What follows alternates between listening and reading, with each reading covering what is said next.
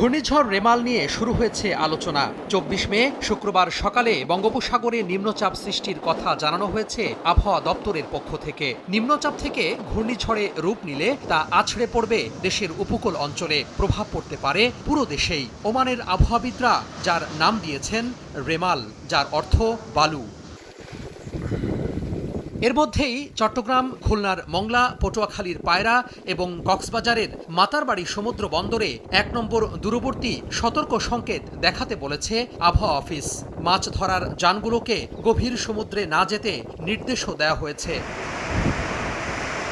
রেমাল যদি আঘাত হানে তবে বাংলাদেশের সুন্দরবন সংলগ্ন খুলনা ও পটুয়াখালীর খেপুপাড়ার উপকূলের দিকেই প্রথমে আঘাত হানতে পারে বলে